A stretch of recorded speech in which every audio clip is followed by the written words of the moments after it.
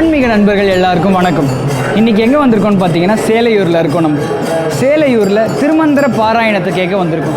எந்த இடத்துக்கு வந்திருக்கோன்ற கேள்வி உங்களுக்கு இருக்கலாம். அதற்கான பதில் சிவா சபை. சித்த வழிபாட்டிற்காக ஆரம்பித்த ஒரு சபை இது. இந்த சபையில் எளிய மக்களுக்கு யோகம், தியானம் போன்ற ஆன்மீக சம்மந்தப்பட்ட எல்லா விஷயங்களையும் கொண்டு சேர்த்து அவர்கள் வாழ்க்கையை மேல்நிலைப்படுத்துகிறாங்க. வாங்க இவங்களை பற்றி பார்க்கலாம்.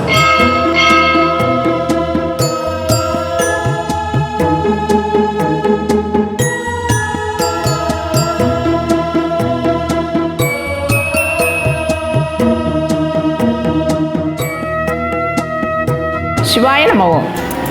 சம்போ மகாதேவா. என்னுடைய பேர் அன்னை ஞானேஸ்வரிகிரி. சிவசபா என்று சொல்லக்கூடிய இந்த ஆசிரமத்தை நிர்வாகம் பண்ணக்கூடிய ஒரு பொறுப்பில் இருக்கோம். சிவசபா சொல்லக்கூடிய இந்த ஆசிரமம் 1996 துவங்கிச்சு. சிவஸ்ரீ நாராயண்ஜி அவங்க தான் இந்த ஆசிரமத்தை துவங்கினாங்க. இதை துவங்கக்கூடிய நோக்கம் நம்முடைய அடுத்த தலைமுறை அந்த குழந்தைகளுக்கும் பெரியவங்களுக்கும் யோகா, தியானம், ஆசனம் இதெல்லாம் சொல்லி கொடுக்கறதும், வாழ்வினுடைய நல்ல ஒரு பண்பாடுகளை கற்பிக்கும் நோக்கமாக இந்த சிவசபா துவங்கப்பட்டது. ஒருவருக்கு ஒரு சிவநாமம் என்கின்ற அடிப்படையில் 600 கோடி சிவநாமம் எழுதி சேகரம் பண்ணி ஒட்டியம்பாக்கம் சிவன் கோயிலில் தெப்பக்குளத்துக்கு பக்கத்தில் நிலவரையில் அந்த நாமங்கள் எல்லாம் ஸ்தாபிக்கப்பட்டிருக்கு.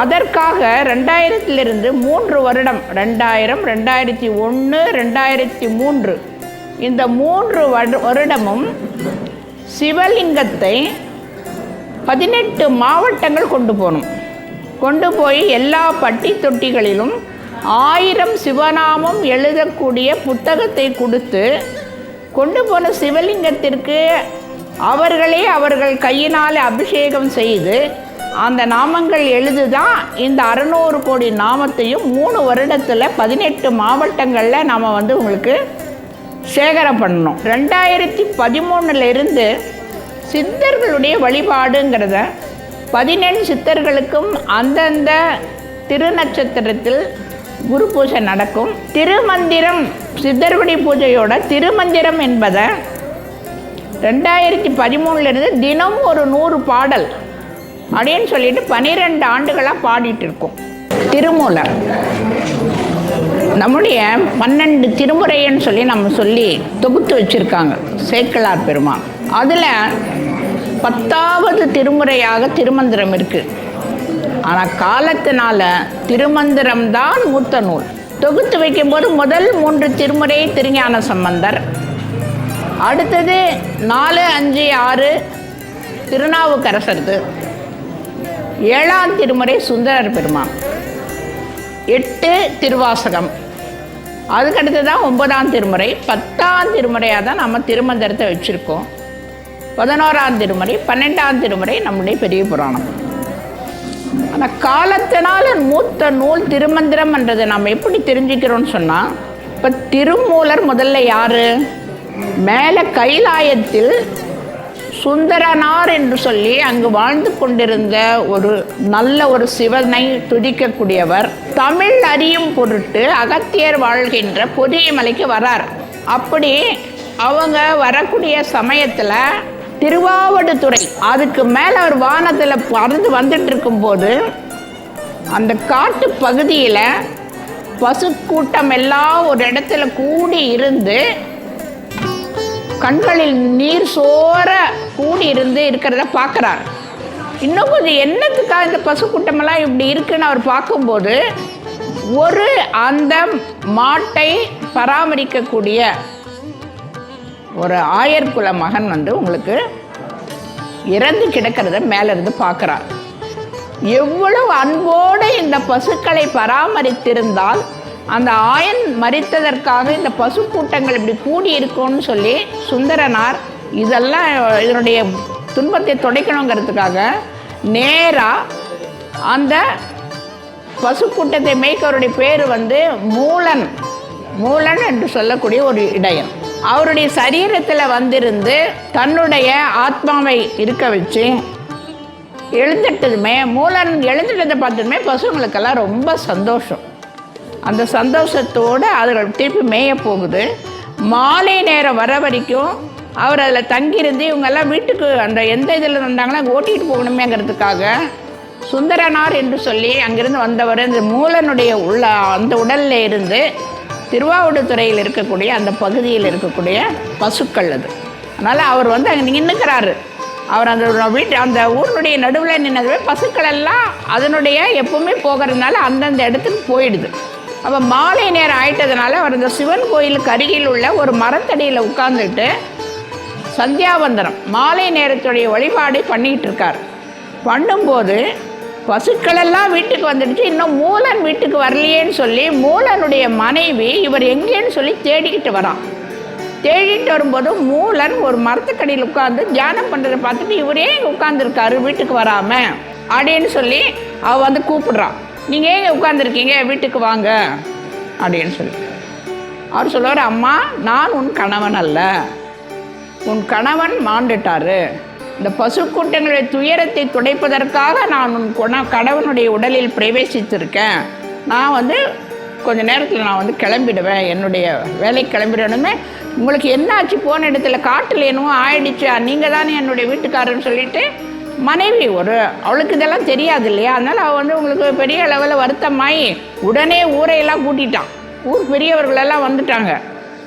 சரி, நான் அவங்ககிட்டெல்லாம் சொல்கிறேன், என்ன ஆச்சுன்னு தெரியல, காலையில் நல்லா தான் போனார், இப்போ நான் உன் புருஷன் இல்லை, உன் புருஷன் செத்து போயிட்டான், நான் உன்னுடைய உடலில் இருக்கிறேன்னு சொல்லி சொல்கிறான். இது வந்து எப்படி வந்து உங்களுக்கு சரியாகும் அப்படின்னு கேட்கும்போது பெரியோர்கள்கிட்ட சொல்கிறார், இது போல் நான் வந்து சுந்தரனார் இந்த பசுக்களுடைய துயரங்களை பார்க்க சகிக்காமல் நான் இந்த இறந்துப்பட்ட இந்த மூலனுடைய உடலில் இருந்து இந்த பசுக்களை கொண்டு வந்து விட வந்திருக்கேன் அப்படின்னு சொல்லும்போது அந்த ஊர் பெரியவர்கள் புரிஞ்சிக்கிறாங்க, கண்டிப்பாக இது மூலன் இறந்துட்டா அவருடைய சரீரத்தில் தான் இருக்காங்க அப்படின்னு. ஆனால் மனைவி சொல்கிற, இறந்திருந்தால் அது என்னுடைய கணவனுடைய உடம்பு என்னன்னு, இல்லைம்மா அவருடைய உடம்பு தான்மா இது அப்படின்னு சொல்லும்போது அவளை ஒரு வாரம் அவளை பக்குவப்படுத்தி சமாதானப்படுத்திடுறாங்க. அவர் உடனே அந்த மூலனுடைய சரீரத்தை அங்கேயே விட்டுட்டு போக எத்தனிக்கும் போது அந்த ஊர் மக்கள் சொல்கிறாங்க, ஐயா நீங்கள் இங்கேருந்து எங்களுக்கு நல்வழி காட்டணும், நீங்கள் இதே ஊரில் தங்கி இருக்கணும், உங்களை நாங்கள் வந்து எங்களுடைய குருவாக வச்சு நாங்கள் கொண்டாடுறோம் அப்படின்னு சொன்ன பிறகு அவருக்கும் அந்த திருவாவடுதுறை இறைவன் மீது அளப்பரிய அந்த ஒரு அன்புனால் அவர் அங்கேயே தங்கிடுறார். திருவாவடுதுறையில் தங்கியிருந்து 3000 வருடங்கள் வாழ்கிறார். வருடத்திற்கு ஒரு பாட்டாக அவர் உருவாக்கியது தான் இந்த திருமந்திரம். இது முழுமையான வாழ்வியல் நூல்.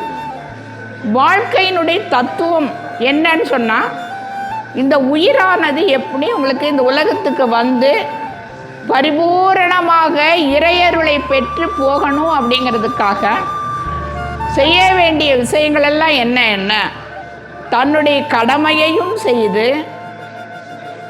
தன்னுடைய கர்மங்களை நிறைவு செய்து இந்த உயிரை ஏது விதமான மாசு மறுக்களும் கர்மங்களையும் இல்லாமல் சுத்த சத்துவமாக இருக்கக்கூடிய இறைவனோட சேர்ந்து ஐக்கியமாகக்கூடிய அந்த விஷயத்தை தெளிவாக நமக்கு சொல்லக்கூடிய ஒரு நூல் திருமந்திரம்.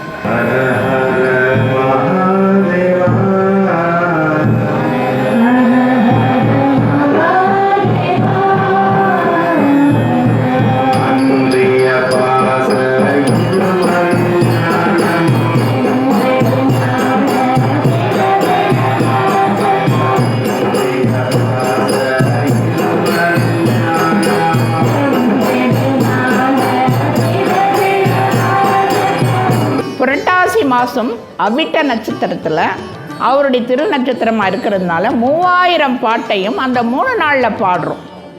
அதில் வந்து இந்த வேள்வின்ற ஒரு விஷயத்தை நம்ம வந்து கொண்டு வந்திருக்கோம்.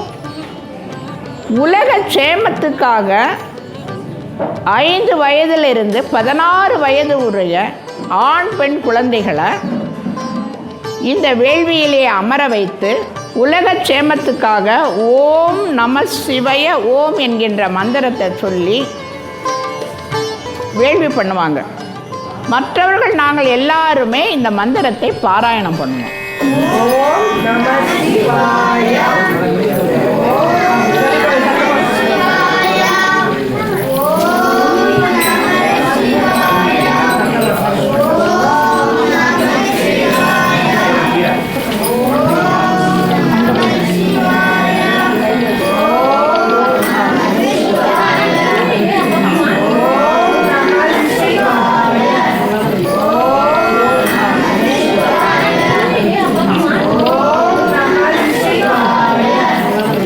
ஆன்மீகவாதிகளுக்கும் லௌகீகவாதிகளுக்கும் பெரிய அளவில் வித்தியாசம் இல்லை.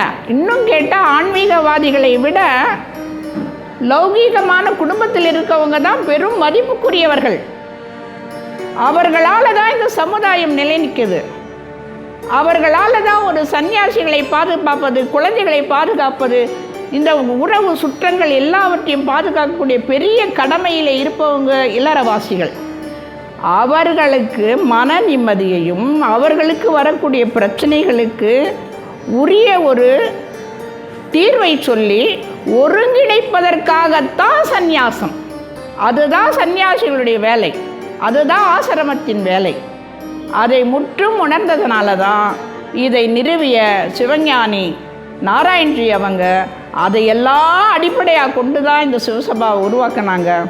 அவங்க உருவாக்குனதுலேருந்து இன்றைய வரைக்கும் அதனுடைய ஒரு எந்த விதமான நெறிமுறையில் இருந்தும் ஒரு மாறுதலுமின்றி இன்றைக்கும் நடக்குதுன்னு சொன்னால் அவர்களுடைய ஒரு தீர்மானமான அந்த மனதினுடைய தெளிவான அந்த இறை நோக்கம் என்பதும் இறை சக்தி என்பதும் இதை வழிநடத்துகிறது.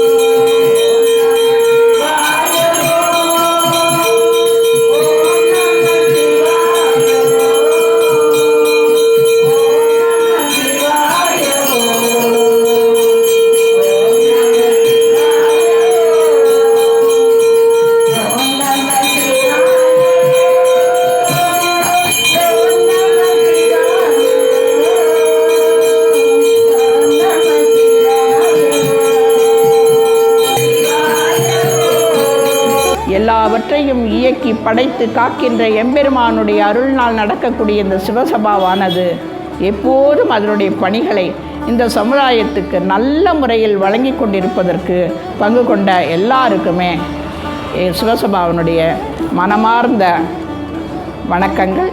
இந்த காணொலியின் மூலம் உங்களுக்கு பயனுற செய்திகளையும் ஒரு அருமையான ஆன்மீக பயணத்தையும் கொடுத்துருக்கோன்னு நம்புகிறோம். ஓம் சிவாய நமः.